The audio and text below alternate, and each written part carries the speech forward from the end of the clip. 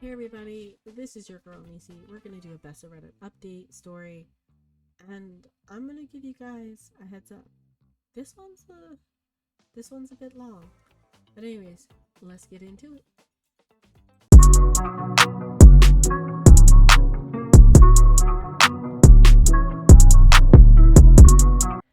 Okay, guys, we have our story for the night. It's Am I the asshole for divorcing my alcoholic husband after he unalived our family dog?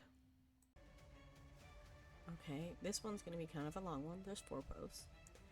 Okay, let's get into it. I, 32 female, have been with my husband, 33 male, since we were in high school. In the beginning of our relationship, everything was perfect. He was the perfect guy and truly treated me like a princess. I must add that both of our families are extremely religious. My husband and I got married at 21. We later had our daughter, Elena, when I was 25. When I was 26, my grandmother passed away. We ended up taking her dog, Fido, as a way I could stay close to her. 2 years ago, things took a turn. My husband got laid off from his job and struggled to find a new one. Luckily, his parents were wealthy, so they still paid for everything for him. He felt less of a man because he couldn't provide for his family, and he began to become more and more depressed, and that is when his drinking began. Last year, he became more and more aggressive with his drinking. He started to do things like punching walls, verbally abusing me, forcing himself on me. I tried to talk to our parents about this, but they were in agreement that we said our vows, and I promised to be there for him in sickness and in health. My parents told me divorce was off the table, and I wouldn't be let into their homes if I did it because it was a sin. For months, I put up with this alcoholic behavior because I knew I had nowhere to go, and I always hid his behavior from our daughter. She idolizes it. Because of all this, I dealt with it, even when his abuse turned physical. Last night, Elena was at our friend's house, and I was sitting on the porch reading while Fido ran in the lawn. My husband came speeding down the road, swerving while at it. I noticed he wasn't stopping, and I immediately stood up. Next thing I know, he lost control of the car and spun into our lawn and hit Fido. My entire world shattered. I ran to Fido's lifeless body crying. My husband fell out of the car drunk, reeking of booze, claiming it was an accident. Neighbors saw and called the police. My next door neighbor ended up grabbing me, took me to the animal hospital. Unfortunately, I felt Fido take his last breath on the way there, and he was pronounced dead at the hospital. My husband was arrested. I couldn't believe it. He took the last thing I had of my grandmother. The next day, I contacted a lawyer and filed for divorce. I called and told my parents, in which they ripped me a new one, saying that they understood my hurt, but it's my Christian duty in marriage to help him through this patch. They said they even said it was just a dog. I had enough for I'm sorry. That was enough for me, and I hung up on them, and I blocked their number. I grabbed my daughter and all of my essentials, and we've been staying at a hotel.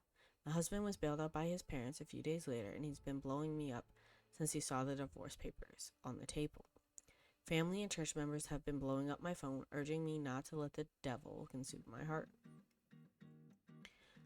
No matter how much I explain to others how I've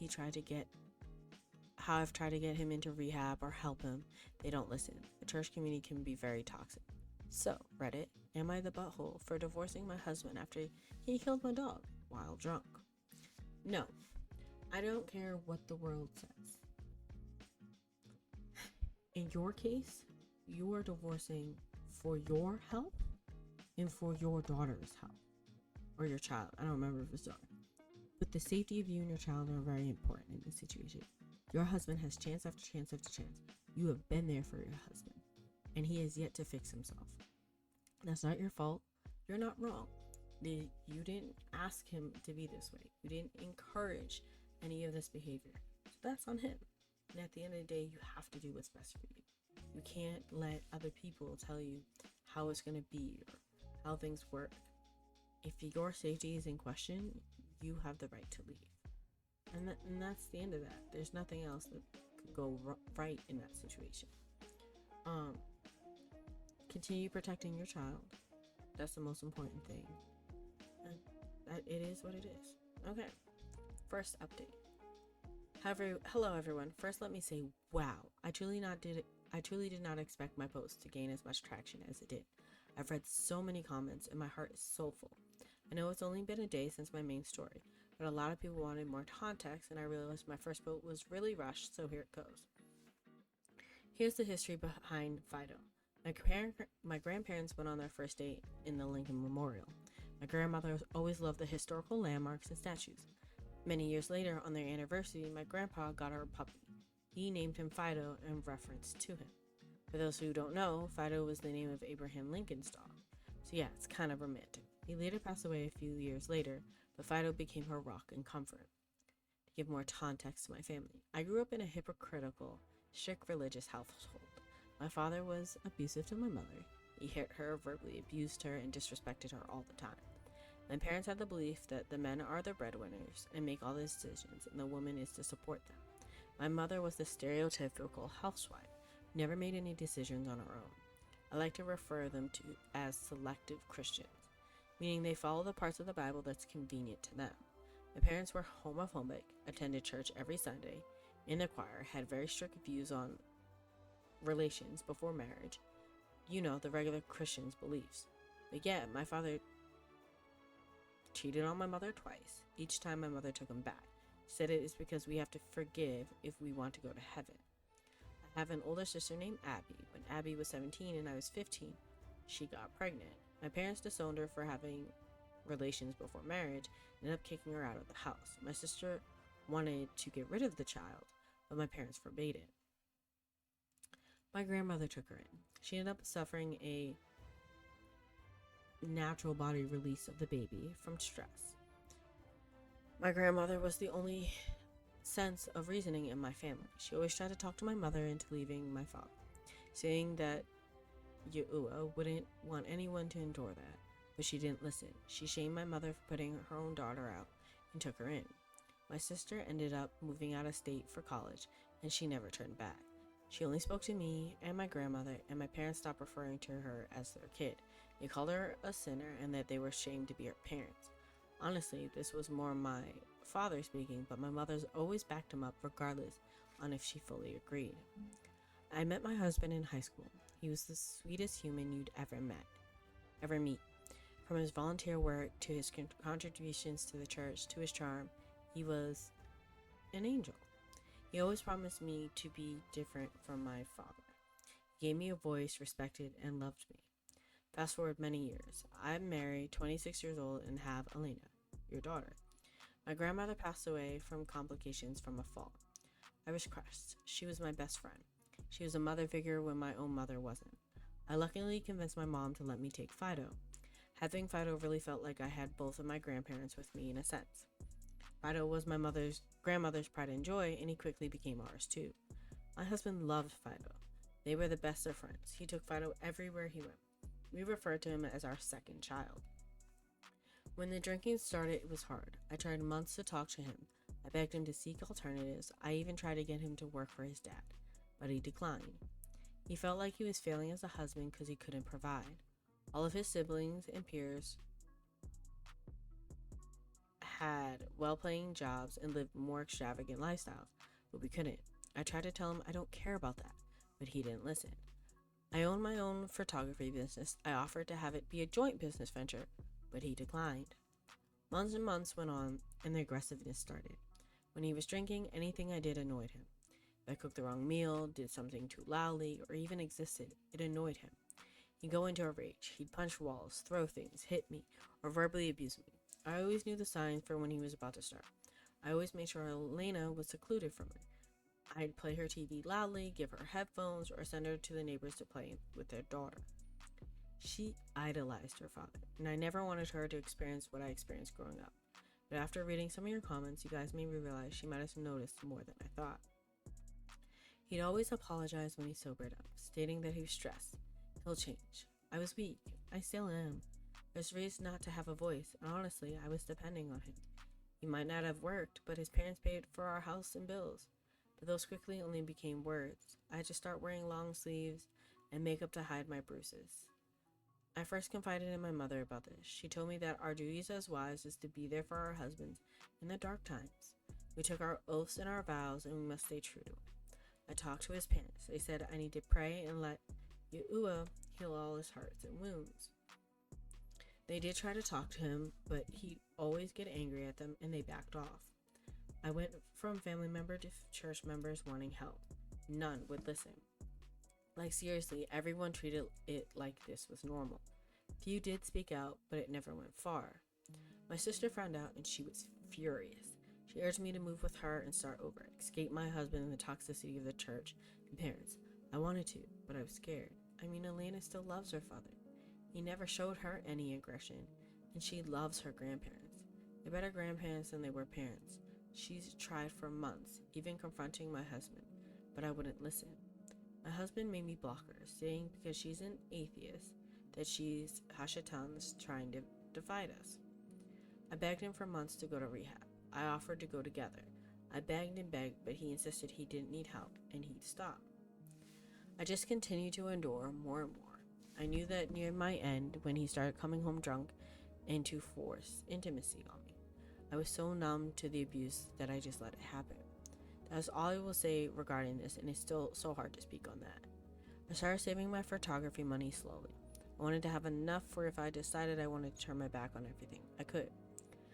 I got the divorce papers drafted a few weeks before Fido's death. All I wanted was full custody. He could have it. Everything else. The house, the car, the joint bank accounts, all of it. They were all his anyways. I hid the papers in my nightstand for when I felt like I finally had the courage to hand them to him. But now I regret that decision. Last month or so was a roller coaster. I thought we had come to a Yahusha moment when he missed his Elena's first cheerleading game. He's too drunk to even walk to come. He saw the disappointment in her face and he said he'd get better for her. And I believed him. He still denied going to rehab, saying he could stop on his own. He stopped for all of 1 week, and all the old habits picked back up. The day everything happened. He killed Fido. I've been floored. He died right in my arms. It's if I lost Fido and both my grandparents all over again. I had enough. He was arrested shortly after. I spent the whole night crying. I had to explain to Elena what happened. And boy, this girl is strong. I felt like she was the parent for the way she comforted me. I cried myself to sleep. The next day, I told everyone who called to check on me I was divorcing him, and that's when comments that I mentioned in the first post happened. Called my sister, who was the only person to comfort me. I don't have any friends. I was always socially awkward. She's all I have outside my daughter. When my parents yelled at me at the comment of Fido being just a dog, that was enough. That's when I called my lawyer and told him I was going through with the divorce. I blocked my parents and his family. I left the papers, grabbed the essentials, and left for a hotel. His parents bailed him out, and he went home and saw the papers. That's when the texting and calls began. I finally picked up that night after I got Elena to bed and answered to him sobbing. He apologized over and over about Fido, saying it was an accident. He never did that on purpose. He said for real this time he's done. He'll go to rehab, promise therapy, and never do anything to hurt me again. Now I know what you're all thinking. It's BS. But I know this man. I know when he's telling the truth, and he is. I finally feel like he had his coming to Yahusha moment. But is it bad that I feel like it's too late? I told him I needed time and hung up. It's been nonstop of the texts and calls. That's why I came to Reddit. It was more of me needing to vent more than anything. And boy, did you all make me feel supported. First comment I saw was, that could have been your daughter he hit while she played in the yard. And that made my heart sink. I was afraid he could relapse at any moment. I know it's a part of my religion to forgive, but I don't know if I can. Here's the update so far. I've been talking to my sister. She's working with her husband to come get us. Her husband will take me to the home to get the rest of my things. Her husband is the 6'7", 300-pound guy, so my husband has always feared him a bit, but I don't think we'll have any problem. Elena is taking this so well. I plan on having a conversation with her about the length of what's happening when we're settled. Right now, I'm lost. I was with that man since I was 17. 15 years, you guys. He saw me at my weakest moment, and I knew the man he was. This hurts. That's the part that hurts more than the death. Right now, I'm not ready to talk to him or my family. I just need space. And for all of you that are saying this is fake, what do you want from me? You want pictures of my bruises, text messages, tire marks from the grass, Picture of my swollen eyes from crying? What? I could give you more detail than any fake story ever could. This is legit my life right now. I'm in shambles, but for you that's been supporting me and sending me private messages, thank you. This truly means the world to me, and all the advice and the wisdom. That's all I have for now. I'll probably be a while before I can update you guys again. The plan is to move with my sister and try to get divorce out finalized uncontested. Again, thank you all for the support. It's truly helping me get through this awful time. Right now I feel like I failed. I failed my grandpa, my grandmother, Fido, my daughter. This could have been avoided if I left a month ago when I had the papers. My sister was right, and honestly I've come to the realization that if this is what me being a good Christian feels like, then I don't want to be one anymore. Oh, that's a lot to unpack, and I'm so sorry that you're going through all that. You don't deserve any of that. Your daughter doesn't deserve any of that. And technically your sister lives out of state, because otherwise I couldn't imagine you being trapped there. I'm so sorry that you are in a situation where you might feel trapped there.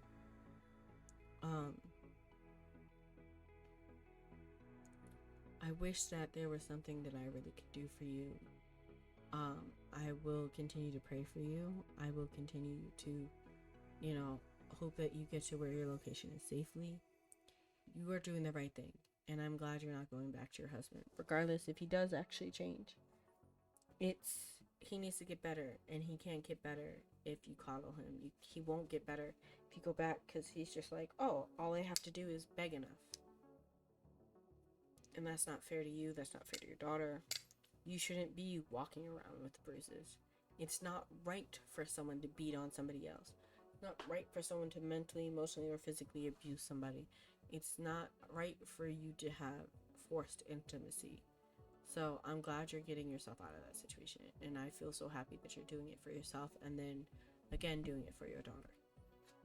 And I'm glad your daughter is a tough cookie, but coming from teaching, all children are tough cookies. They bounce back so quickly, and I'm so proud of them. And even the ones that are really, really traumatized, they bounce back better than us adults do. And that's saying something. Okay, on to the second update. Hey guys, I know it's only been a little over a week, but a lot has happened. My mind is scrambled at the moment, and I'm entirely lost on what is next for myself. Communicating my story with all of you has been very helpful. So let's get into this update. The day after my last update, my sister Abby, her husband, his brother Eddie, and his son Junior showed up with a U-Haul to officially move me and Elena. Look out the window of the hotel, and seeing that trunk made everything seem so real. I was officially leaving. We dropped Elena off at her friend's house so she can hang out with her for a while and say her final goodbyes. Well, actually, we just didn't want her to witness anything crazy. A lot of you recommended a police escort, but my brother-in-law stated that he carries and didn't think we'd have any issues. So I said okay. I was praying that my husband was not home and that we could just move everything out smoothly without any fight. Honestly, I wasn't ready to see him and didn't want to have any conversation. But just my luck, I see his car sitting in the driveway. The car that he used to take Fido from me. I know it sounds ridiculous to say, but looking at the car made me break down before I even got out of the car. Anger took over me, and all I wanted to do was smash that car with a baseball bat. Abby hugged me and calmed me down. She reminded me that I am taking this step for Fido, that Yahuwah has a new plan for me, and this time for my next journey. I collected myself and got out and went inside. As soon as we entered, my husband heard and ran down the stairs screaming my name. Before I could even react, he had his arm around me, hugging me, saying that he was so happy I was home. I looked at my brother-in-law and Eddie, and they took him off of me. I looked at everyone here and saw the U-Haul out front and asked me what was going on. He knew something big was happening, but he hadn't seen Abby in years. Abby instructed Eddie and Junior to start packing all of Elena's things and looked at me and said, "Sis, it's time. Let him have it." I took a deep breath and I told him I'm leaving with Elena and going through with the divorce. Before I could finish, he started sobbing. He dropped to his knees and began begging to hear him out and not to make any impulsive decisions. He started pleading that he was sorry, how he loved Fido and would never do anything to hurt him. He said he realized the severity of his drinking and everything he's done after that, and doesn't want to be that person anymore. He ran to the kitchen, came back with these papers saying he was enrolled in rehab and is starting therapy soon. He said he made a promise to Yaua and now he cannot break that promise. He said, I'm back. The man you married is back. The Hashatan has left me, and I want my family back. Look around the house. Not a single alcoholic drink in sight. Please don't leave me. My sister grabbed me and gave me a look. When my sister gives this look, I know she means stay strong and not to fall for it. Honestly, I was starting to melt. I so needed this from Abby. I let him have it. I will try to quote everything I said to the best of my ability. I think it is so good that you realize your mistakes in this and you're doing the necessary steps to get better. But it shouldn't have taken you killing Fido to get this point. I want to forgive you, but I cannot. This is the final straw. For years I begged you to get this help. Years I brought you rehab and therapy brochures, even offered to go with you, but you turned me down. You forced yourself on me, beat me, manipulated me for years. If you don't want to stop for me, you at least could have stopped for Elena. Honestly, I need this space. I want a divorce. Please don't make this hard. He started sobbing even more. He said he knows he's messed up, but Yaua has forgiven him, and I need to as well, since I promised for sickness and health in our wedding vows. We started seeing the Christian therapist and worked through our issues. He said, please don't go, Butterfly. Him calling me Butterfly hit me. The reason he did it is because during our first dates, we had a picnic. Excuse me. A butterfly ended up landing right on my hand, and he let me pet it. He told me that butterflies can detect a kind soul, and since then, he calls me his butterfly. He hadn't called me that in years, so it hit me. I started to feel like I was making a mistake. I started to cry and walked upstairs to help the boys pack Elena's room. He tried to follow me, but Abby stopped me and began to scream. Stopped him, I assume, and began to scream at him. She said, enough is enough. Once again, you're using your narcissistic, manipulative behavior to get your way with her. Did you even hear yourself? It's her Christian duty to get away from you. You're pathetic. You effing took her against her will. You beat her and tore her down every chance you get. You want to say she said vows? You made vows too. Did you follow yours? No, you effing didn't. Yaua gave you and her both a wake-up call at the same time, and hers was to leave your butt. From there, he got angry. He started calling her a sinner, and that is why the family in church shunned her, and that she's trying to play with my head.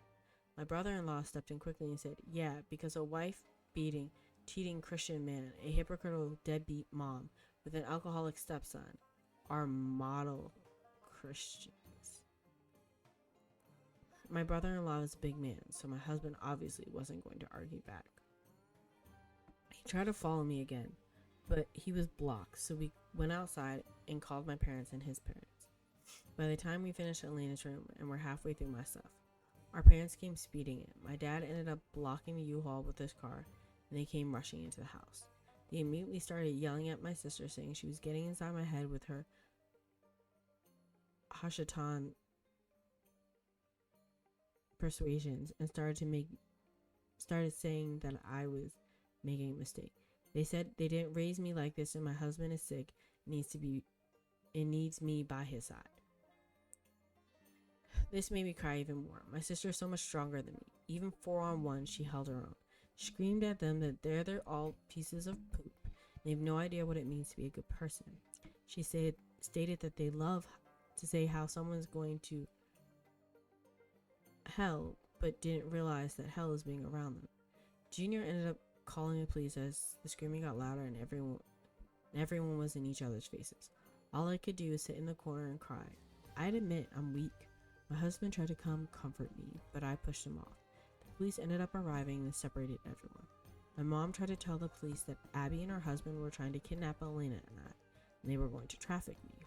I quickly told the police that's not true, and I was trying to get away from them. I explained to the officers the situation, and that I'm trying to leave. They ID'd everyone and instructed everyone to move out of the way and let us move the rest of our stuff. My husband told the police that this is his house and he can have his guests where he wants. He got in the officer's face and stated that I'm not leaving. The officer told my husband that he ran his name from his ID and he's already out on bond.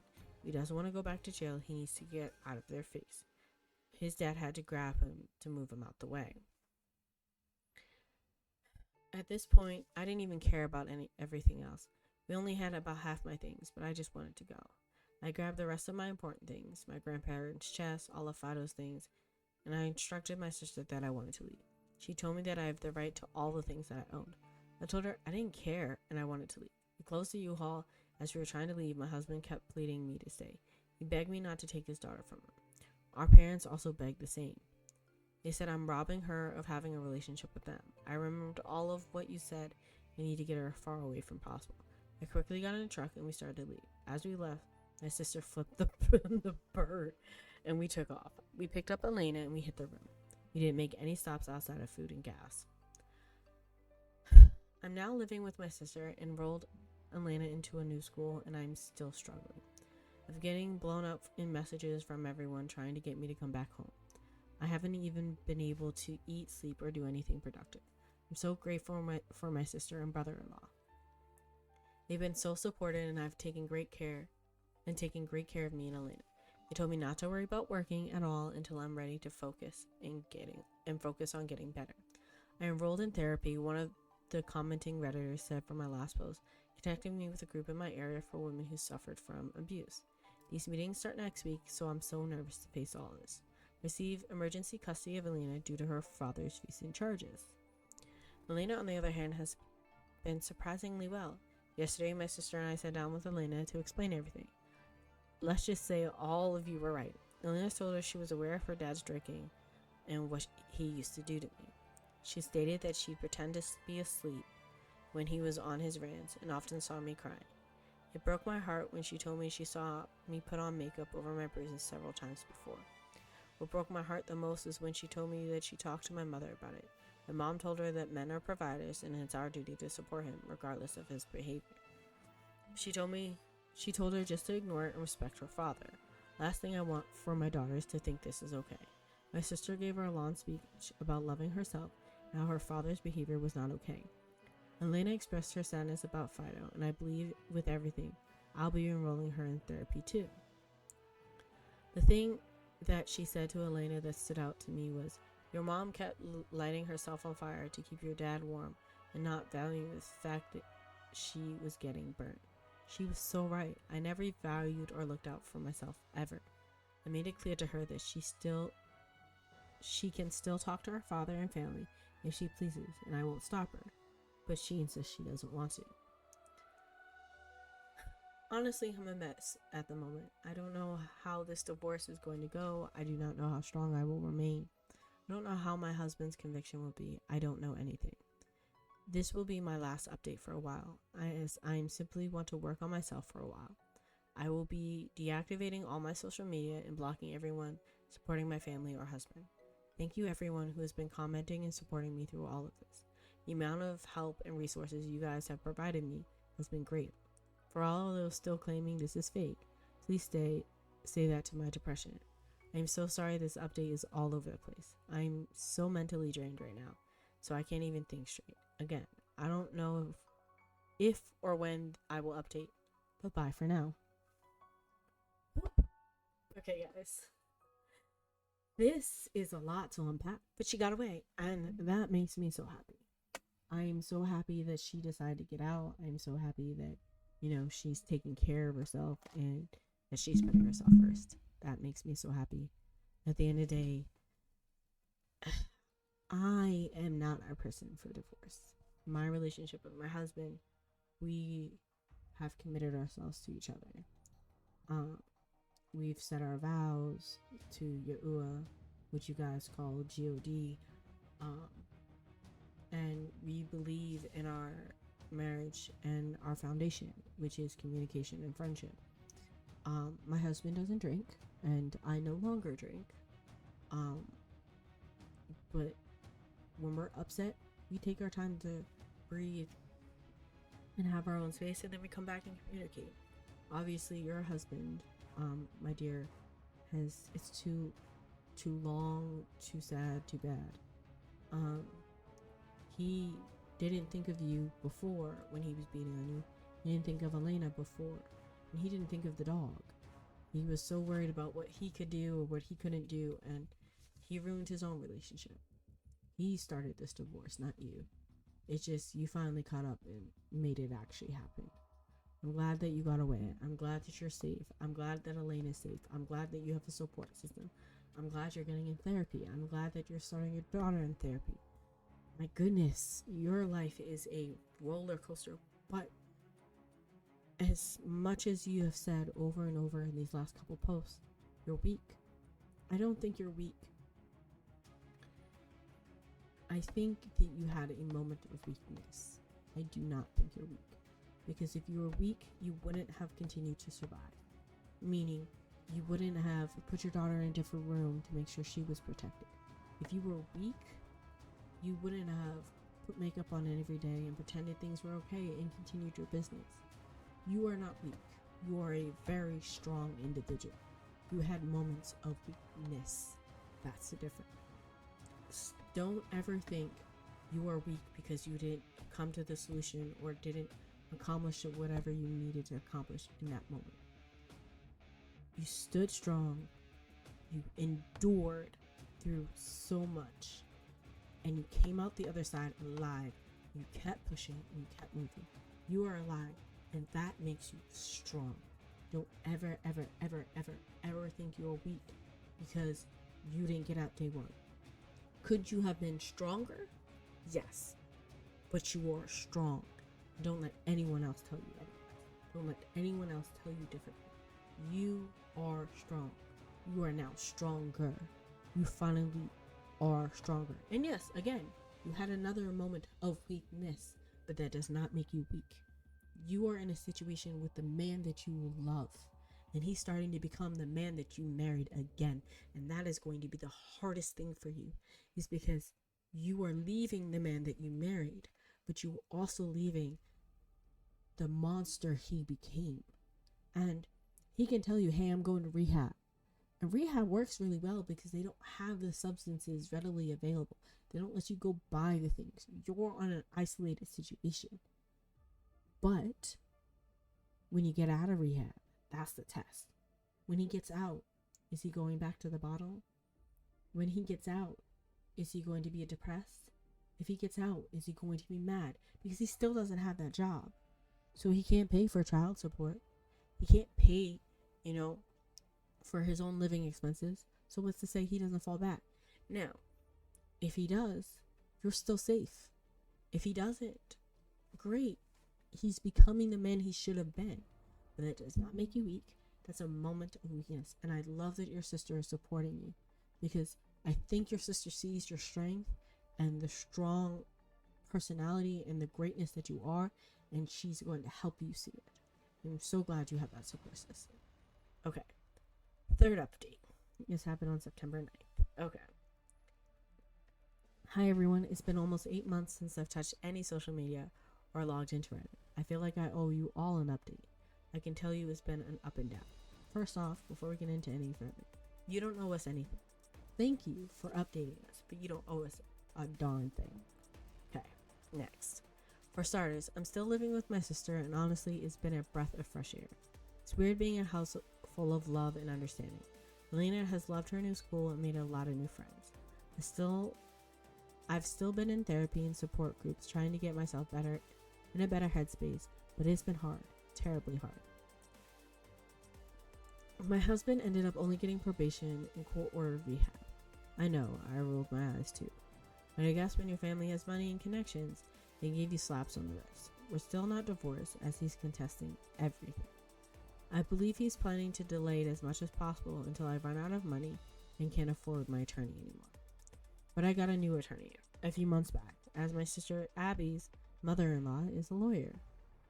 After Abby and her husband explained the situation to her, she offered to take my case on for free as long as I promised to continue therapy sessions for myself and Elena. Right now, I still have custody of Elena.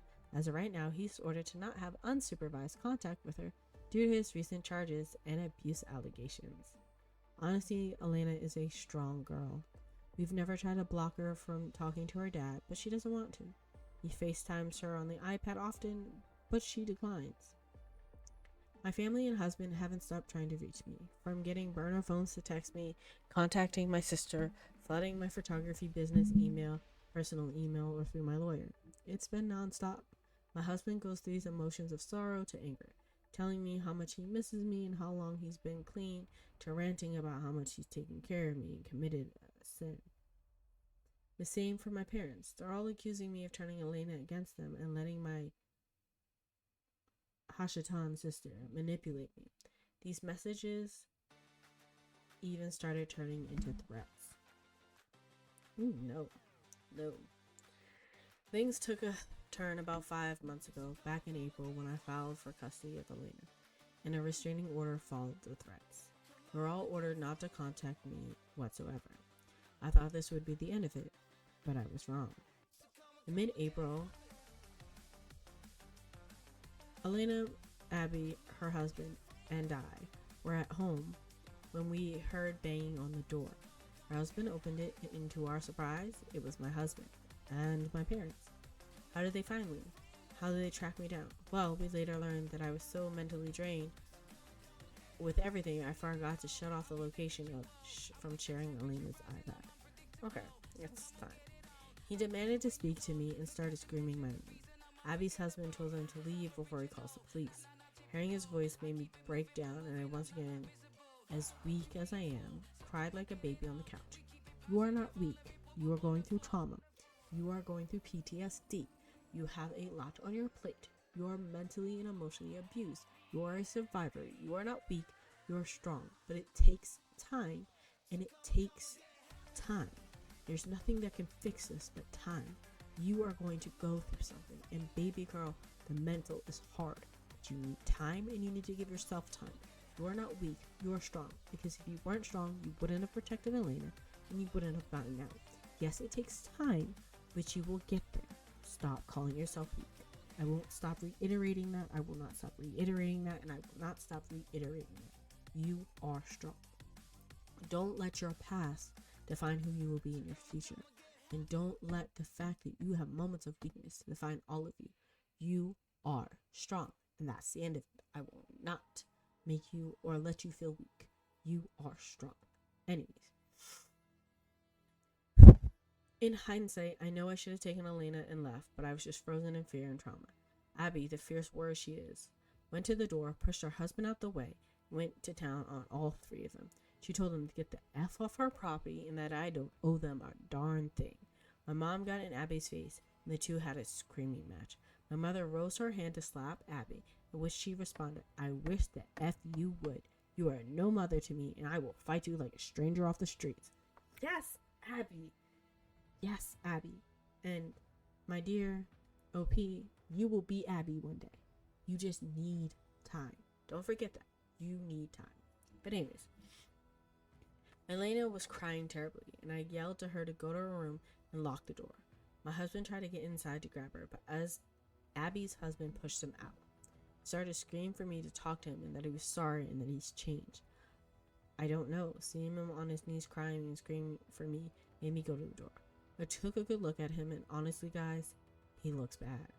He lost weight, his clothes were dirty, he had bags under his eyes, his face red. But most of all, he was sober. I'm staring in his eyes, and I could legit see the sorrow and remorse. I know he loves me, and for a second I was ready to hug and forgive him. But then I just think of Fido, and I hear Elena crying at the top of the stairs, and for the first time in almost a year, I realized I didn't love him anymore. See, there's your strength. You're finding it. It just takes time. You needed time. Give it more time. You have that strength. It's there. You just have it. It's just, you have emotions, and we women are more emotional than men.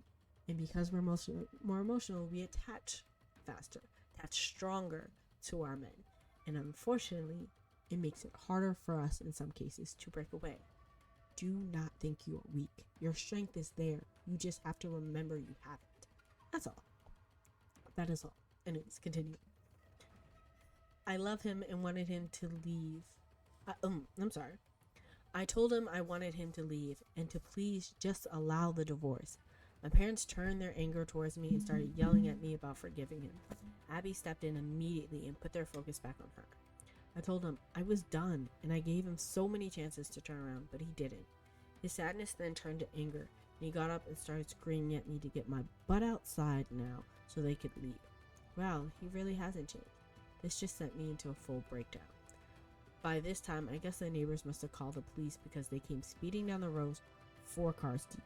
I don't remember much after this, as it happened so fast, but my parents and my husband all got arrested for trespassing and violating a restraining order. I felt like this whole situation derailed all my progress, and I found myself in the hospital at night as I had a complete mental breakdown. I simply cannot take this anymore. I want to be free. I want this divorce. I just want my parents to disown me like they did Abby and leave me alone. I just want Elena to have a normal childhood. I'm tired of being tired. I spent about a week in the mental hospital and quickly contacted our attorney. Let's just say this whole ordeal isn't going to help him in the divorce or custody battle. In July, Abby approached me about a rehab resort program for spouses that have been abused. It's a 30-day program to go and receive extensive therapy, relaxation, and release from our troubles. I was hesitant to go, considering how expensive it was, but Abby's mother-in-law offered to pay the entire thing and insisted. It ended with them forcing me by packing my bags and pushing me into the car. They insisted on taking Elena to Disney to help her ease her mind and get her to her therapy appointments virtually. I returned about 3 weeks ago, and it was the best thing ever. I talked to so many abuse survivors and heard so many stories. So many people, men and women with similar stories and upbringings, and the scars that they had on them. The leader of the program was a priest, and I told him about my concerns about being sinful by divorcing, and he assured me I was fine because my husband was not following the way of Christianity. This honestly felt like the missing key to unlock my stolen heart from the vault. While I was there, I met a guy. His name is Ryan. He's 35 years old and recently divorced. His wife was extremely abusive and was attempting to kill him. We talked every day, and I've never felt so understood. I was in no place to date, and neither was he, but the attraction was there. Since returning, we've hung out at least 5 times, and I've never been so respected in my life. He seems to provide a light in the darkness of my heart. We actually started painting together, and I discovered that it's such a good relief. We both agreed that neither of us are ready for a relationship, but I'm excited to see where this goes. I know this isn't quite the update you're all looking for, but just know I see the light at the end of the tunnel. I will try to update you guys soon with more positive update, but for now, just keep me and Elena in your prayers. And see, you found your strength. You're not weak. Baby girl, you're not weak, you're strong. And strength sometimes comes in different forms, but you are taking the steps that you need to get there. And I am so proud of you, and I'm glad you went to that month-long rehab. And hey, you have a new male friend. And hopefully in the future, everything will be golden and beautiful, and you will have my prayers. And I really, really wish the best for you. And I hate that you have haters, because some people can't stand to see someone else doing better than them. Some people can't stand to see you getting out of your situation and they're stuck in there. So do not let the people that say your stories are fake get to you. And I am so glad you are where you are. The only thing I can say is be a little bit mindful of, location services that are on, devices nowadays, because it's on everything. Watches, phones, tablets, all of it. But at the end of the day, you are doing what you need to do for you and Elena. You are getting to where you need to be, and I am so happy that you are improving and things are going your way. Man, I am so happy for you. Oh my. Okay, guys, this was quite the Reddit update for parts of the story, and I will definitely flag this so that way, if I see, any updates on this, I will keep you guys informed. I won't read the whole story, I'll just link it back to this, but I want y'all to know that I'm proud of this OP. I'm proud of everything that they're going through. I am so happy to have seen this outcome. Anyways, you guys, this was a really long episode. Thank you guys for joining me. See you guys next time. It's your girl Nici. Bye bye.